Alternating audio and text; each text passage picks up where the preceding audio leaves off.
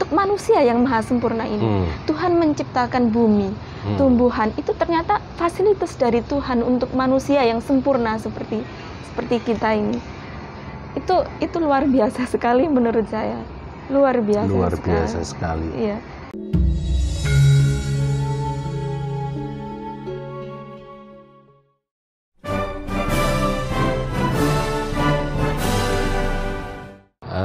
Salam Rahayu, ketemu lagi teman-teman.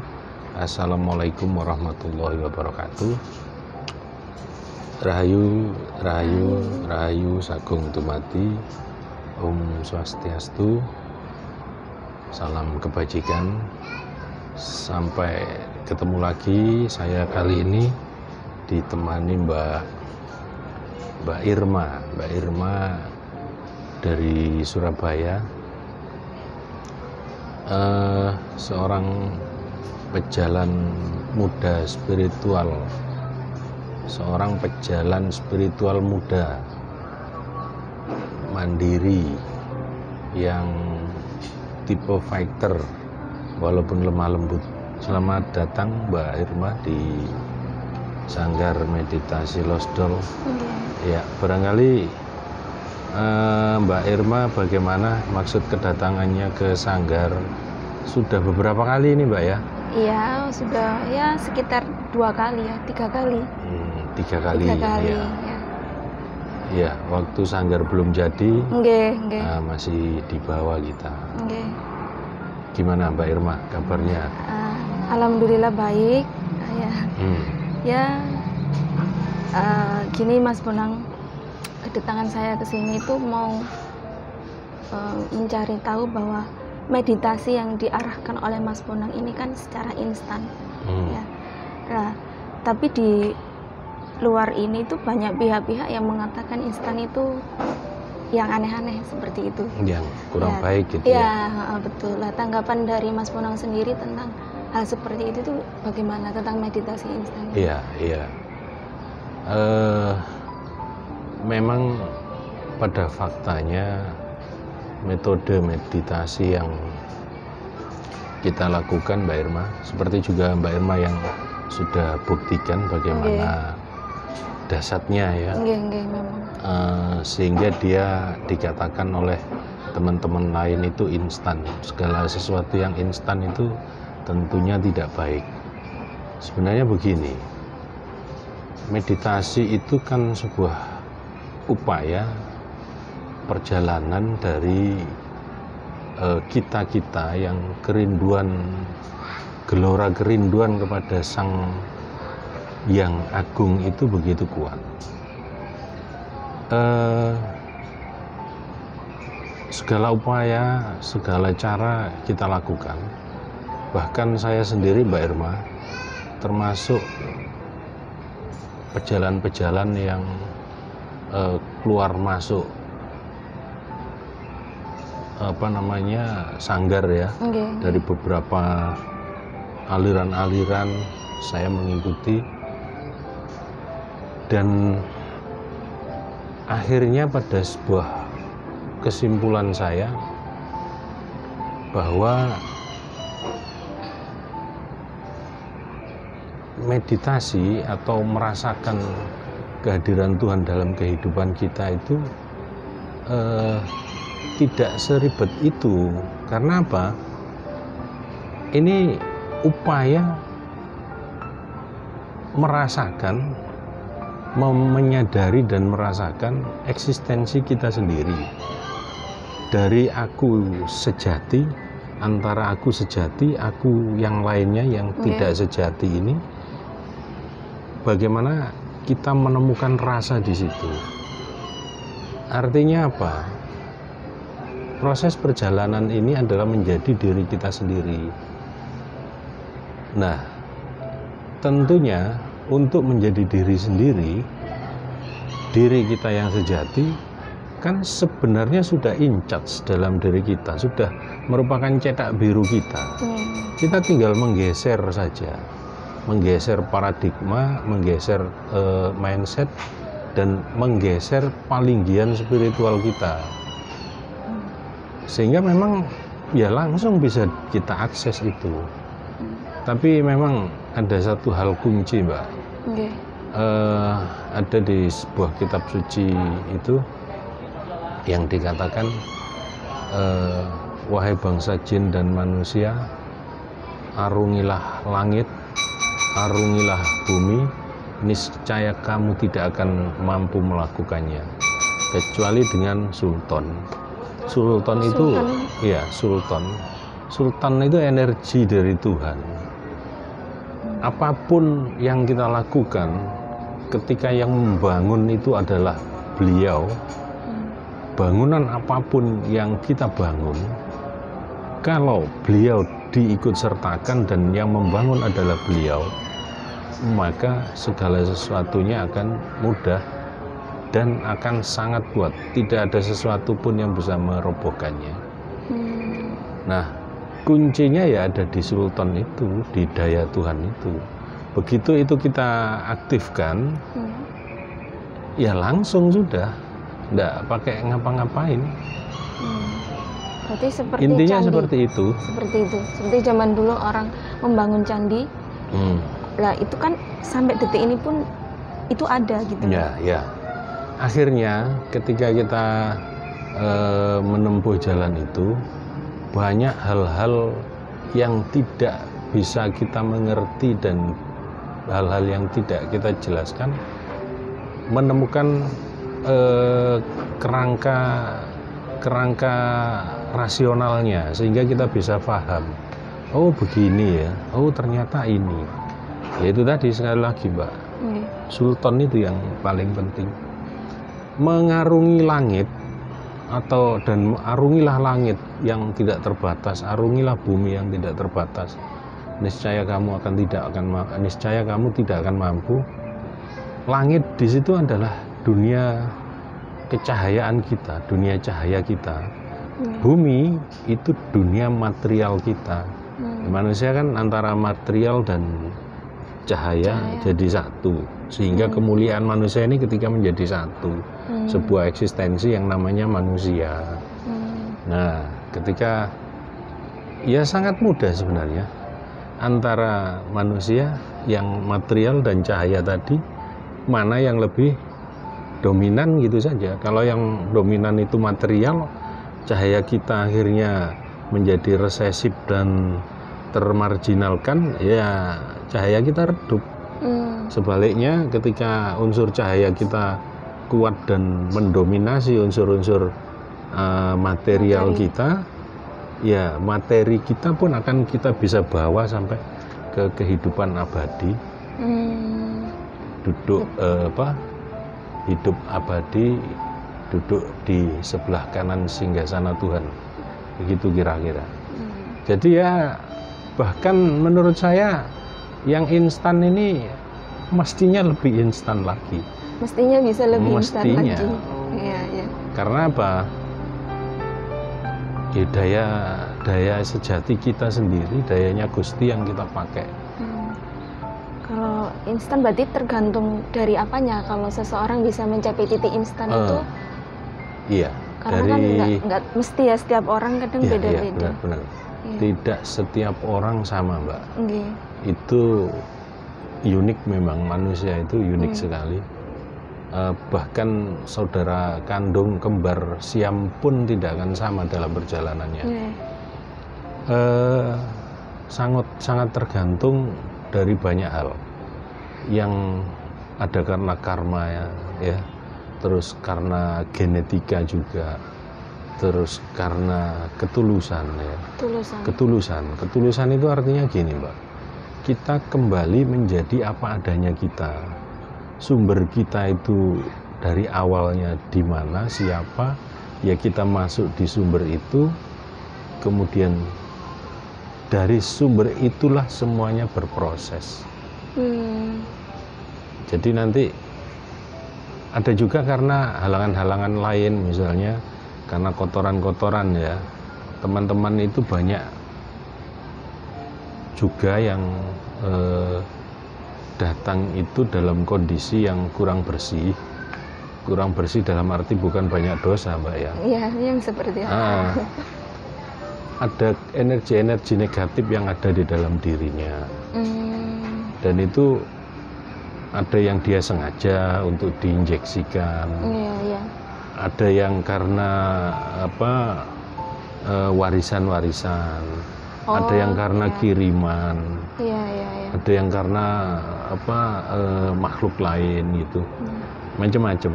Tapi semuanya akan teratasi kok. Semuanya akan teratasi. Iya. Berarti kalau misalnya ini ya, ada salah satu teman gitu yang dia memang dari leluhurnya, atau biasanya kan pendamping atau apa seperti itu ya bahasanya. Berarti itu bisa mempengaruhi cahaya yang dalam diri manusia itu sendiri. Sebenarnya Mbak Irma, yang saya temui adalah hubungan kita dengan leluhur ya. Kalau dikatakan pendamping itu juga rawan kesalahpahaman ya. Karena memang diri kita ini tersusun dari DNA leluhur kita. Dan itu tidak bisa kita elak. Gitu. Kita dari ibu bapak, dari kakek nenek aja sudah 4 personal kan, bapak ibunya bapak dan bapak ibunya ibu. Kemudian naik lagi ke buyut. Artinya sudah 8 mereka, beliau-beliaunya. Dan itu kan yang membangun diri kita. Genetika itu kan yang membangun diri kita. Jadi kalau dikatakan pendamping, kesannya kan di luar kita. Di luar. Nah, sebenarnya itu sebuah kesatuan utuh. DNA kita itu. Nah, sedangkan Mbak ya, secara ilmu pengetahuan terkini kan sudah bisa mengungkap itu. Ternyata DNA kita itu yang aktif rata-rata hanya sekitar 15% yang bangun itu. Selebihnya 85% itu tidur atau dorman. Nah, ketika ini kita beri daya, saya sering menggunakan daya sejati ini dengan istilah daya Dewa Ruci, Mbak. Karena saya lebih sreg menggunakan pendekatan budaya spiritual Jawa, agar tidak ada kesalahpahaman gitu. Betul. Ya. Jadi antara kita dan leluhur kita ini sebuah kesatuan utuh, bukan ini kita didampingi gitu bukan. Ya. Berarti sudah menyatu dalam manusia itu sendiri. DNA itu kan pembawa sifat ya sifat fisik, ya sifat mental, sifat spiritual, termasuk sifat cahayanya Mbak Irma. Kalau cahaya-cahaya yang diturunkan oleh leluhur kita itu buram, ya kita pun menerima efek itu. Kalau yang diturunkan cahaya-cahaya leluhur itu terang, ya kita pun menerima efek baiknya itu. Nah, kita memang Mbak, ketika menjadi manusia ini sebuah kedudukan tertinggi memang. Dan leluhur kita sangat menanti, ya sangat menanti kiprah kita untuk mencerahkan energi-energi yang wiji wongso ini, benih yang diturunkan itu. Gitu, barangkali tentang leluhur ini bisa dieksplor lagi Mbak Irma. Iya, itu kalau misalnya leluhur ya, ini kita bicara tentang leluhur, apakah leluhur itu bisa mengirim suatu benda itu ke kita sebagai anak cucu? Karena suatu benda ya, saya ada teman yang dia itu bisa kayak tiba-tiba ada batu akik misalnya, atau Hmm. mungkin pusaka keris seperti itu. Ya. Itu kan saya yang jadi tanda tanya, apakah itu memang benar-benar pure dari leluhur? Apakah seorang leluhur itu bisa mengirim itu gitu loh? Gini, Mbak. Sebenarnya yang diteruskan ya, atau yang diestafetkan oleh leluhur ke kita itu adalah energi-energinya, Mbak. Oh, energi. Energi-energinya. Lagu-lagu beliau-beliau dulu menghasilkan sebuah energi yang punya sifat dan karakter tertentu, Iya. yang itu ada di dalam diri kita. Terus terang Mbak Irma, ini Iya. saya lagi penggalian tentang bagaimana membangkitkan DNA yang dorman tadi, yang tidur tadi. Iya, iya. Tapi kebangkitannya kita bisa program. Kebangkitan itu akan menyinari dan akan mencahayai energi-energi yang kurang baik, energi-energi yang sifatnya negatif lah, sehingga keberadaan kita membawa kemanfaatan yang luar biasa bagi leluhur kita, Iya. sehingga beliau-beliau bisa tersenyum terhadap kita. Tentang apakah leluhur itu mengirimkan energi-energi benda-benda? Iya, dan itu secara nyata ada gitu. Ya. Iya. Benda itu kan termasuk bentuk energi yang paling rendah ya. Sebenarnya beliau-beliau itu pada dimensi tinggi, Pak. Jadi terus terang kalau benda-benda yang diturunkan ya mungkin benda warisan, Pak. Benda warisan dari. Iya, kalau itu sih mungkin. Ya seperti itu kan, bisa paham kan maksudnya? Iya. Jadi lebih baik untuk dihindari ya, maksud dalam artian lebih banyak dari alam-alam yang lebih rendah dari kita, Mbak. Oh gitu. Iya. Jadi kalau misalnya kita tanpa sengaja ini ya, misalnya tanpa sengaja tiba-tiba datang seperti itu, berarti langkah yang harus dilakukan seperti itu harus seperti apa memperlakukan barang ini? Maksudnya tiba-tiba datang gitu tanpa kita melakukan apapun. Jadi gini, ingat saja bahwa kedudukan manusia itu paling utama dan paling mulia.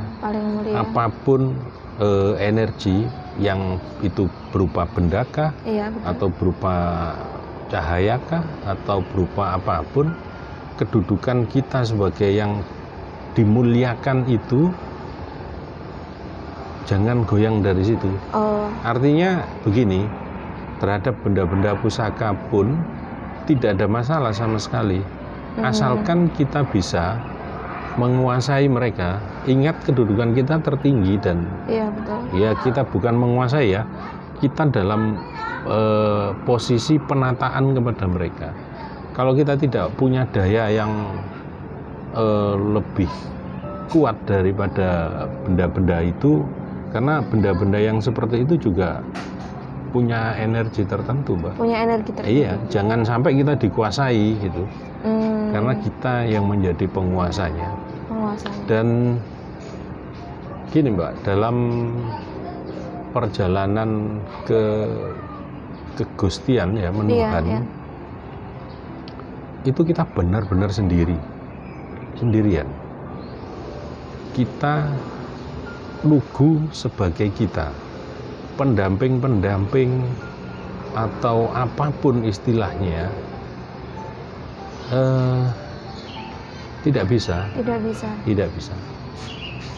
Bahkan malaikat utama pun pada saatnya juga harus, ya kan, apa namanya, ketika perjalanan Mi'raj itu Iya. benar-benar sendiri, tidak ada pendamping, tidak ada penunggu, pembantu atau apapun.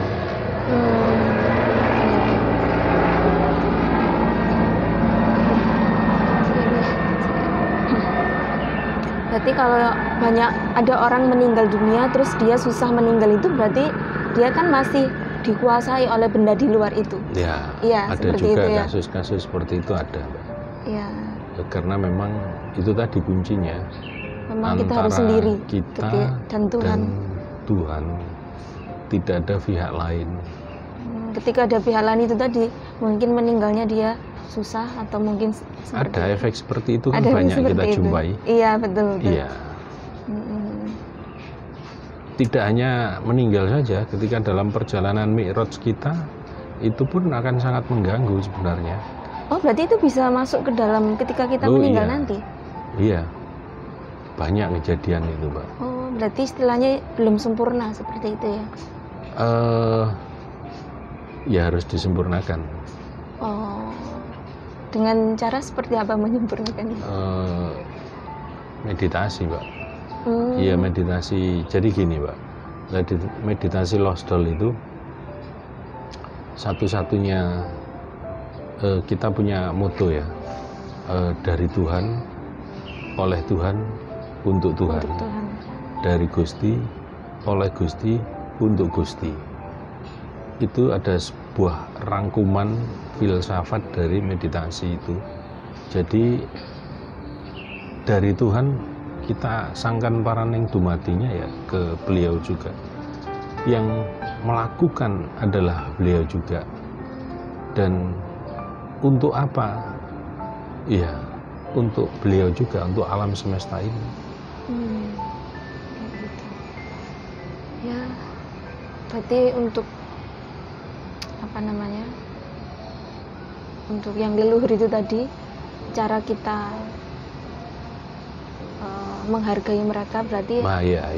Ya, cara menghargai kita sebagai manusia yang masih hidup saat ini, sebagai manusia yang sangat sempurna di mata Tuhan, kita diciptakan begitu sempurna. Kita sebagai anak cucu hanya bisa mendoakan dengan penuh cinta kasih, dengan penuh ketulusan, seperti itu. Itu tugas dan kemestian kita, bahwa kitalah sebagai anak turunnya untuk memuliakan beliau-beliaunya, untuk menyinari beliau-beliaunya dengan limpahan energi kasih sayang dan energi cahaya yang kita punya ini. Ketika itu kita lakukan, melimpahkan energi kasih sayang itu kepada beliau-beliau atau merahmati beliau-beliau, seketika ada timbal balik dari beliau-beliau. Jadi kita harus yang memulai dulu, kita yang harus menginisiasi dulu. Bukan kita sudah terima terlalu banyak dari leluhur, dari alam ini. Jadi sebenarnya ya bola sedang ada di tangan kita untuk kita mainkan. Gitu. Termasuk kalau kita bicara tentang kebangkitan Nusantara ini, leluhur-leluhur Nusantara, bagaimana genetika leluhur yang ada dan mengalir di dalam jiwa raga kita ini, kemudian dengan daya Dewa Ruci ini terbangkitkan DNA itu, dan kita menjadi manusia-manusia yang lahir kembali, lahir baru, dan kita berperan di sana. Gitu, Mbak, kalau masalah leluhur. Iya. Ya, karena banyak persepsi yang aneh-aneh di luar sana gitu. Iya. Makanya di YouTube juga banyak sekali kan, Mas Bonang juga tahu bahwa tentang penarikan pusaka atau seperti apa. Sebenarnya kan itu bukan hak kita sebagai manusia, karena sebenarnya kita jauh di atas itu. Prinsipnya, kalau kita menarik apapun, sebenarnya itu mendegradasi diri kita sendiri. Sudahlah, semuanya sudah disediakan oleh alam ini, oleh Sang Yang Agung, sebuah kecerdasan luar biasa yang kita tidak akan pernah bisa memahami secara utuh. Semuanya sudah disediakan dan kita mengkreasi dari yang sudah disediakan itu untuk benar-benar kerahmatan alam ini. Gitu. Iya. Termasuk ini, Mbak. Iya. Ketika kemarin Mbak Irma melakukan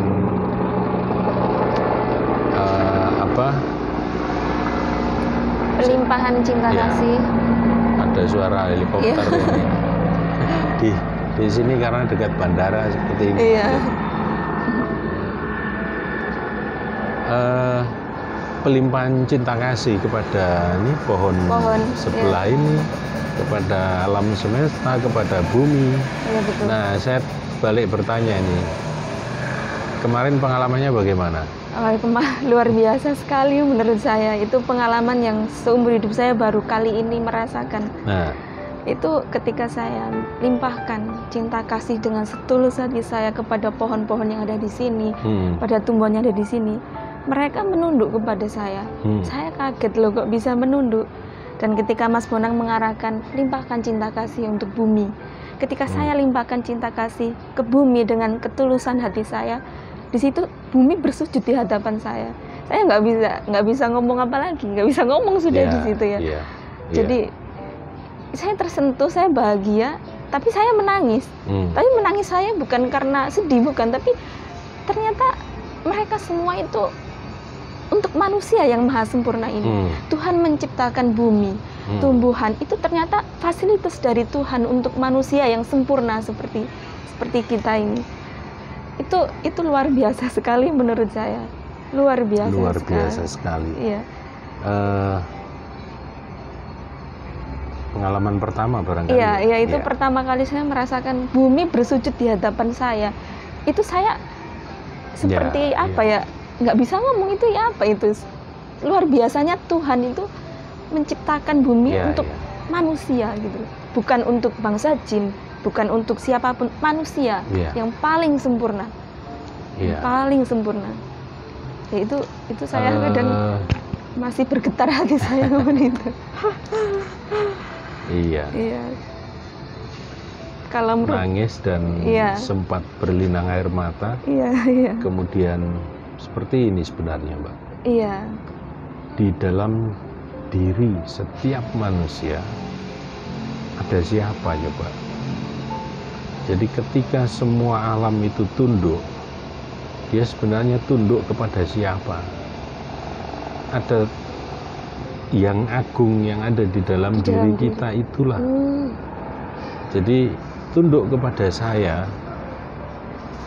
Ini tolong hati-hati memaknainya. Saya yang siapa ini? Iya. Saya yang berada dalam hati. Nah, ketika yang agung itu kemudian memang menjadi nyata di dalam diri kita, ya apapun akan tunduk kepada keagungan yang teramat agung itu, dan itu ada di dalam diri kita. Bahkan kita sebenarnya yang ada di dalam jubah beliaunya. Oh, berarti kita berada di dalam jubah Tuhan. Akhirnya seperti itu, Mbak. Kalau awal-awalnya Tuhan ada di dalam diri kita. Iya. Ketika yaitu perlunya meditasi itu seperti itu. Akhirnya ketika dalam dan luar menjadi semakin bias, akhirnya ketika yang kecil, mikrokosmos dan makrokosmos, ada sebuah kolaborasi yang sangat indah, di manakah kecil, di manakah besar, di manakah dalam, di manakah luar. Tuhan yang ada di dalam diri, akhirnya kita yang ada di dalam diri Tuhan, dan kita semakin melebur di dalam yang agung itu, Iya. sehingga di sana fakta rasa yang kita alami kemudian adalah rasa-rasa yang tidak bisa kita temui ketika ada di dunia. Ya seperti kayak tangisan sampean kemarin itu bagaimana? Coba dideskripsikan rasa itu bagaimana? Nggak bisa diucapkan ya. Itu jadi semua orang harus bisa merasakan seperti apa yang saya rasakan gitu. Karena susah saya ngomongnya untuk mengungkapkan rasa itu, tapi yang jelas di situ saya baru menyadari bahwa begitu luar biasanya Tuhan menciptakan manusia yang sempurna. Ya. Maka saya itu bersyukur sekali diciptakan sebagai manusia yang sempurna dan bagaimana bisa bermanfaat untuk alam ini dan untuk sesama manusia yang lain, seperti itu. Karena memang cetak birunya, Mbak, kita itu memayu hayuning bawono ya, membuat indah alam yang sudah indah ini. Iya, betul. Merahmati alam, bukan merahmati diri sendiri. Iya. Kalibernya itu manusia seperti itu, merahmati alam, memayu hayuning bawono. Bukan untuk kepentingannya sendiri, karena kita dan alam ini bagaimana hubungannya, itu nanti akan kita peroleh sendiri nilai-nilai spiritualnya kalau kita meditasi. Dan meditasi ya harus Mbak, harus mengalami sendiri ya. Iya, betul. Tidak bisa hanya cerita-cerita. Jadi harus benar-benar bisa merasakan sendiri kasih sayang Tuhan yang nggak bisa diungkapkan dengan kata-kata ini. Iya. Nah, terus ini Mbak, maaf ya. Iya, nggak apa-apa. Saya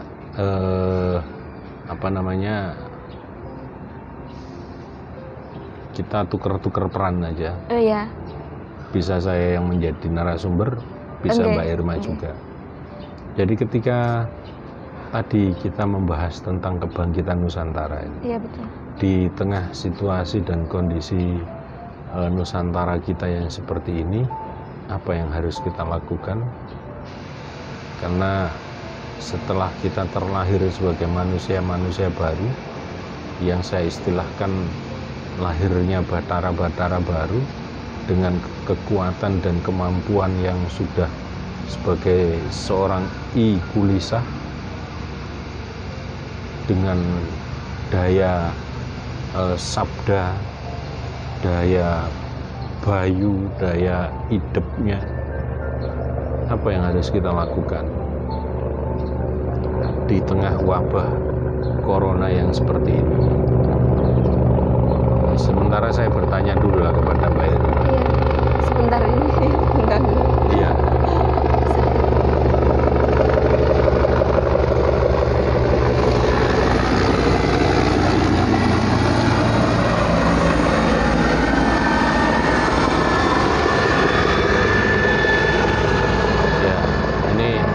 Hampir setiap 5 menit kita ini didatangin tamu helikopter.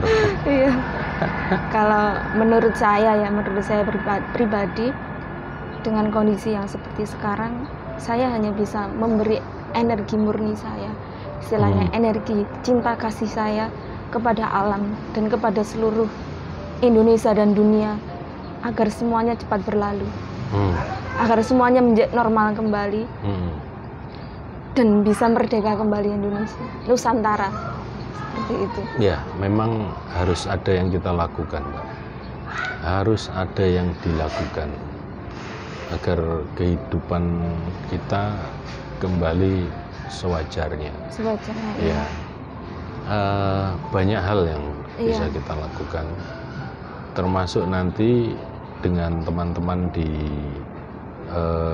Betoro Nusantara. Kita akan mengadakan Zoom bersama-sama secara berkala yang bisa diikuti sampai 1000 peserta nantinya. Iya. Nanti waktunya akan saya umumkan kepada teman-teman. Mungkin dimulai di hari Rabu ini, kalau nanti perangkatnya sudah bisa diselesaikan oleh tim teknis. kita jadi begini, Mbak. Sebenarnya virus itu kan mempunyai frekuensi energi yang tertentu ya. Kita bisa mengkreasi energi kita yang lebih tinggi dari frekuensi virus tadi. Itu akan sangat bermanfaat untuk bukan kita berkonfrontasi dengan virus ini, kita akan menjadi berdampingan dengan indahnya. Itu bisa kita lakukan. Itu nanti secara teknis teman-teman nanti kita lakukan bersama-sama dalam meditasi besar nanti. Nanti Mbak Irma juga ngikut ya. Nanti panduan teknisnya akan saya umumkan di grup-grup. Sehingga memang saat-saat ini upaya uluran tangan kita sangat dinanti, Mbak Irma. Sangat dinanti. Nusantara sedang menangis, bahkan dunia pun sedang menangis dengan keadaan ini. Tapi percayalah, segala sesuatu pasti mendatangkan keindahan, kebahagiaan, mendatangkan sesuatu yang luar biasa. Itu pasti. Walaupun dari sudut pandang kemanusiaan kita ini adalah sebuah musibah dengan korban yang begitu besar, tapi dari sudut pandang para Bathara dan Wong Agung semuanya akan berbeda. Berarti nanti tekniknya bisa melalui meditasi Zoom nanti? Ya. Kita akan adakan meditasi Zoom dengan peserta yang ya sampai kapasitas 1000 nanti, Mbak. Berarti itu istilahnya virus tersebut bisa kita ajak bersahabat ya bahasanya? Ya, semuanya adalah tentang harmonisasi dan bahasa cinta sebenarnya. Oh gitu. Bahasa kasih. Bahasa kasih. Ya. Karena meskipun setiap hari di sini disinfektan di ini, tapi tetap saja orang-orang juga masih terkena COVID ya. Ya, jadi sebagai bentuk upaya kita sangat menghargai itu. Iya.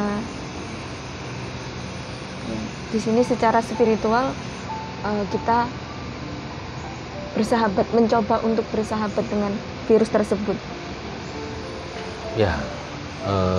Berharmonisasi. Ya.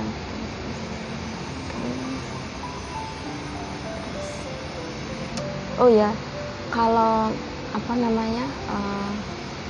ketika kita menyatu dengan alam ya, ini kita bicara tentang menyatu dengan alam, itu kita akan ada gerakan-gerakan di situ, gerakan-gerakan tangan kita atau tubuh kita. Apakah itu kita ikuti atau kita biarkan saja, Mas Bonang? Banyak dari teman-teman itu mengalami fenomena ketika bermeditasi, ada gerakan tertentu, tubuh ini mutar-mutar, tangan ini bergerak ke sana kemari. Ikuti saja. Bila perlu, kalau dia menuntun kita untuk berdiri, ya kita berdiri. Jalan ya jalan. Tidak ada masalah. Jadi sebagai sebuah reaksi dari bangkitnya energi itu, Mbak, akan ada penyesuaian, akan ada harmonisasi di seluruh eksistensi manusia itu, baik tubuh, pikiran, perasaan, jiwa dan lain sebagainya. Akan ada semacam itu. Kita pun akan diperjalankan kemana-kemana. Sudah ikuti saja, percaya saja. Masuk ambek Gusti gak percaya atau wedi atau takut kan tidak mungkin itu.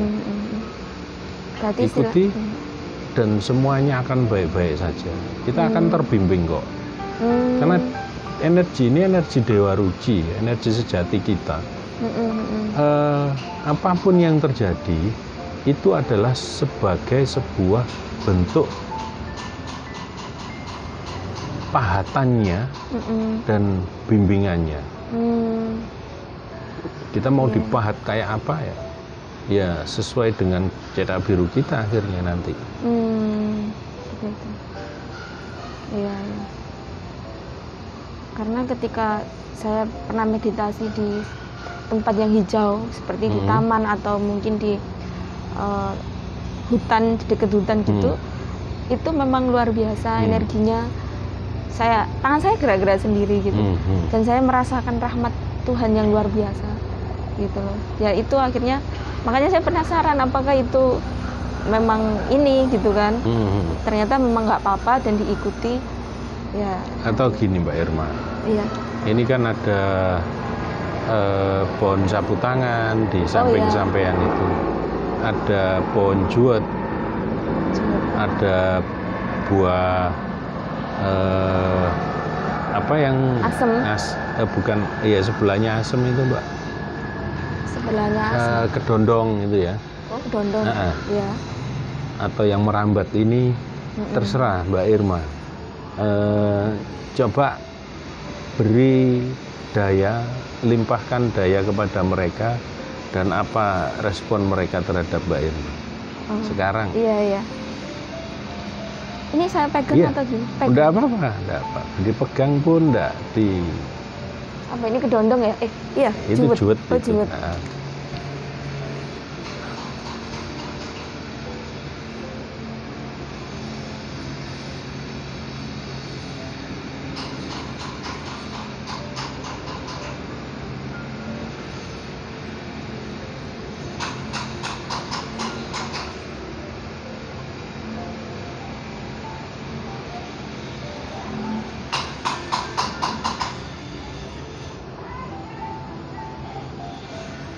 Terima kasih.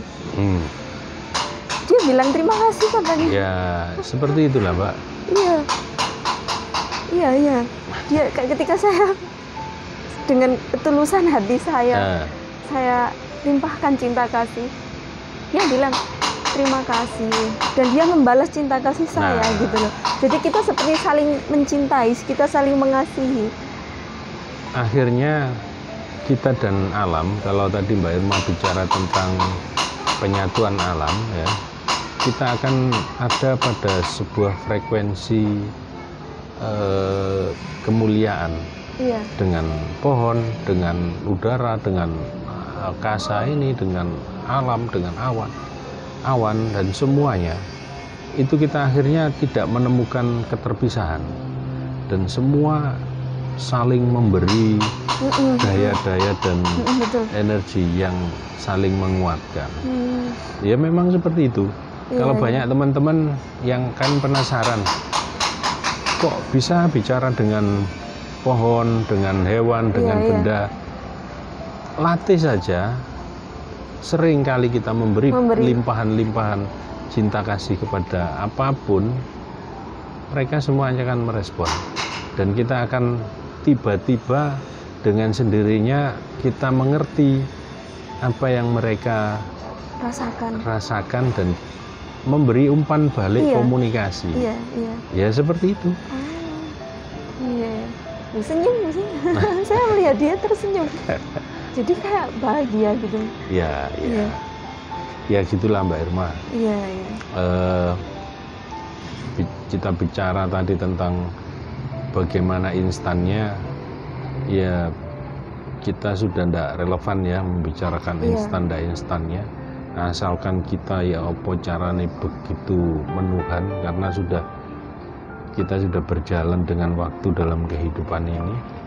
Kita tidak mungkin lagi hanya melakukan ritual-ritual yang artifisial, tidak langsung masuk kepada intinya. Jadi saya kira seperti yang Mbak Irma sendiri alami dan praktekkan sendiri, bagaimana reaksinya, bagaimana efek terhadap diri kita.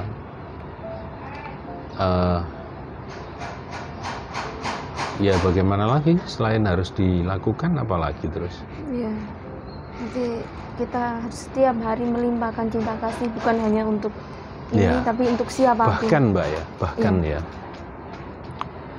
dimanapun keberadaan kita, setiap helaan nafas kita itu adalah nafas kerahmatan.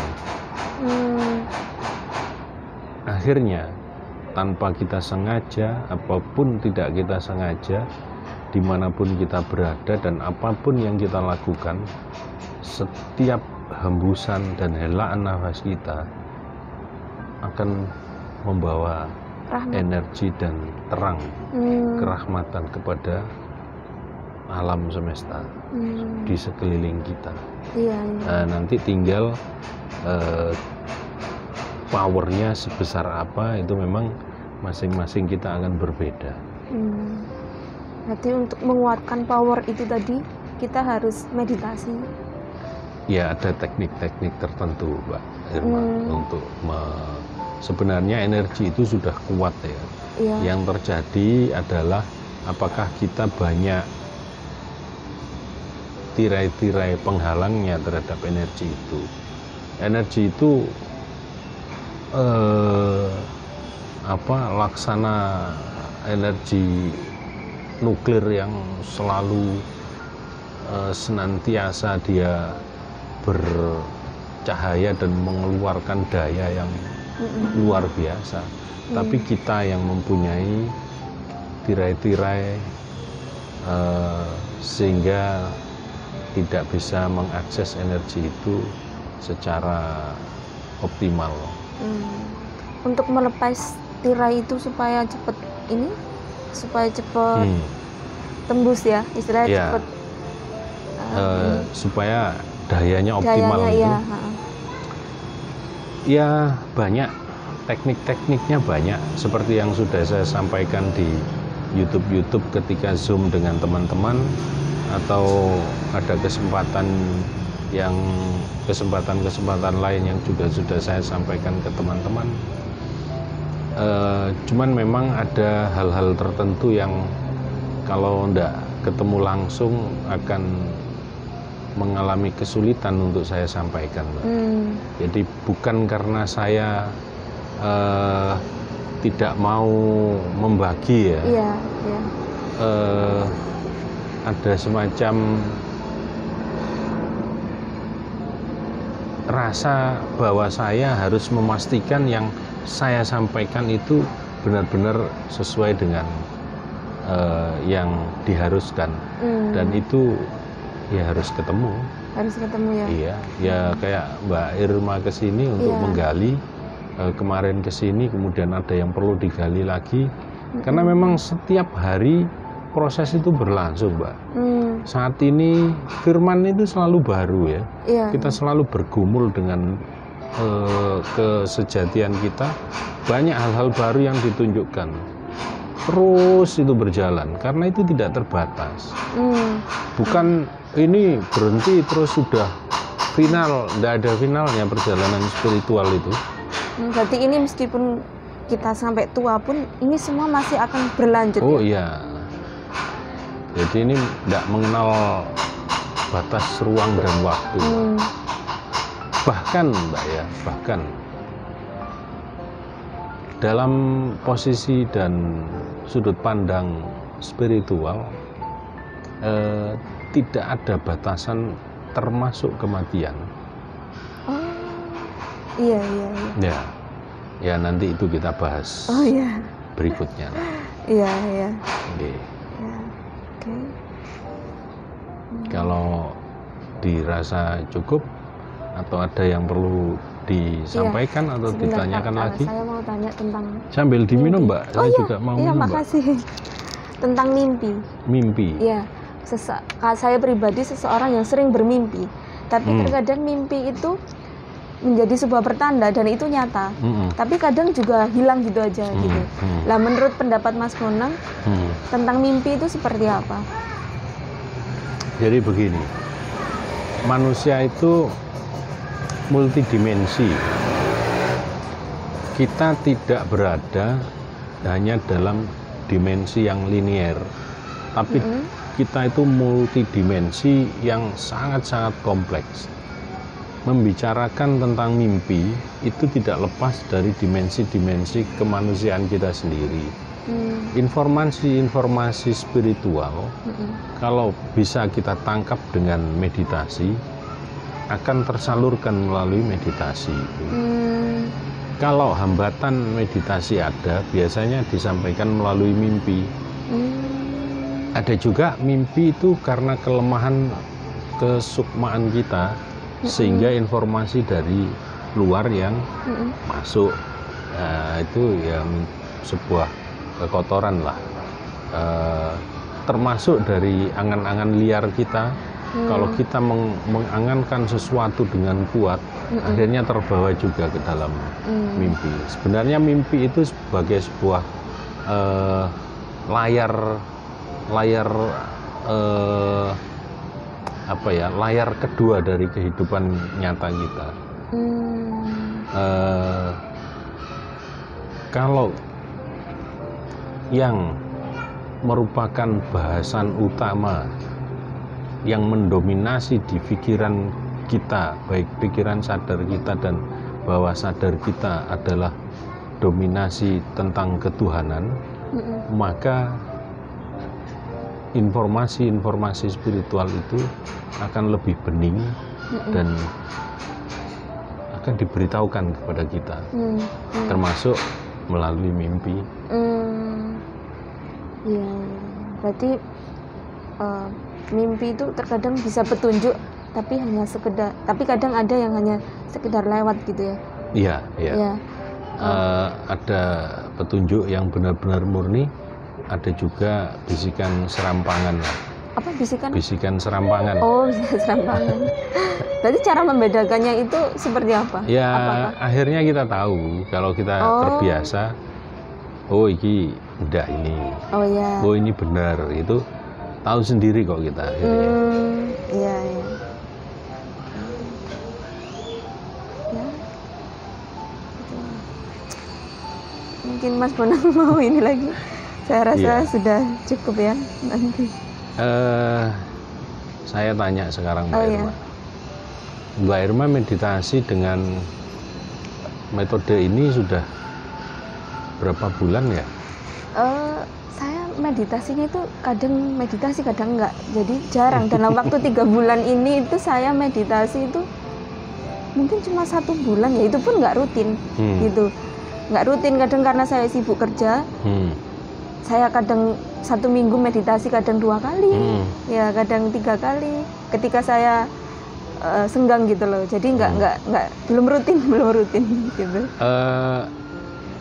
Efeknya Mbak, secara praktis di sehari-hari dengan meditasi ini bagaimana? Kalau efeknya menurut saya menjadi lebih tahu.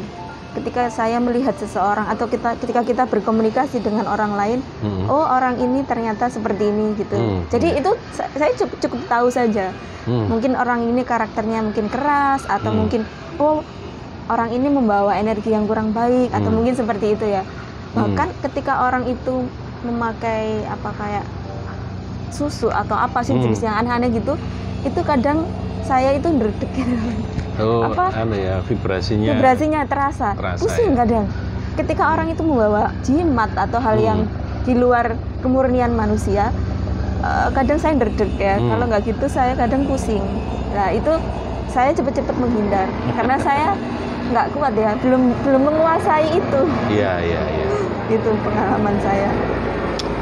Yang seperti kemarin sudah kita tunjukkan bersama-sama, Mbak, bagaimana kekuatan sampean, kekuatan pikiran sampean, kekuatan tiupan sampean, kekuatan sabda sampean. Ketika semua itu sudah terbuktikan di depan, secara nyata di depan mata, kepercayaan diri terbangun, meningkat. Kepercayaan diri itu berbanding lurus dengan kekuatan atau daya energi itu. Sehingga sekarang sampean tidak perlu khawatir kalau ketemu hal-hal seperti itu, vibrasi-vibrasi yang negatif, tatak aja. Gusti aku lebih jauh punya kuasa daripada hal-hal yang seperti ini, Hmm. sehingga sampean tidak Nggak goyah ya? terpengaruh. Iya, Ya. iya. Berarti ketika misalnya ketika saya dekat dengan orang yang dia membawa energi negatif, berarti meskipun saya pusing, saya berarti harus maksudnya berdoa saya lebih kuat gitu. Iya, Saya lebih sabdakan ke diri, bisa. sabdakan juga ke sumber energi yang negatif tadi dengan tiupan, dengan apa yang Berarti menyabdakannya dengan cinta kasih ke orang yang mungkin punya energi negatif tersebut.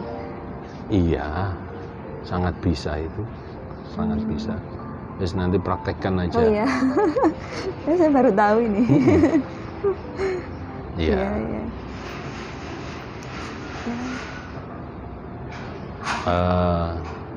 Mungkin begitu, Iya. Mbak Irma. Iya. Monggo pamitan kepada teman-teman. Sebelumnya terima kasih banyak atas teman-teman. Saya berharap agar teman-teman semua bisa ikut bermeditasi bersama agar bisa merasakan keanugerahan Tuhan yang luar biasa. Iya. Bahwa kita ini sangat sempurna di mata Tuhan, kita sempurna sekali. Saya berharap semua teman-teman bisa merasakan seperti apa yang saya rasakan. Nah, seperti itu. Ya, terima kasih Mbak Irma. Terima kasih. Tetap berteguh di jalan ini. Ya. Semakin kita menguat, maka akar kita akan semakin menghujam ke dalam. Kita punya kekuatan sebesar angin, sebesar apapun yang angin yang akan menerpa kita akan sangat kuat. Ya. Jadi bermeditasi itu, berspiritual itu bukannya kemudian kita tidak diberi masalah Ya. oleh kehidupan ini, tapi kita akan menjadi pribadi-pribadi yang kuat dan kita akan mampu menjadikan semua kejadian sebagai sebuah hidangan kebahagiaan dari alam semesta. Ya. Terima kasih teman-teman, sampai ketemu lagi dan salam Nusantara, merdeka selalu. Merdeka.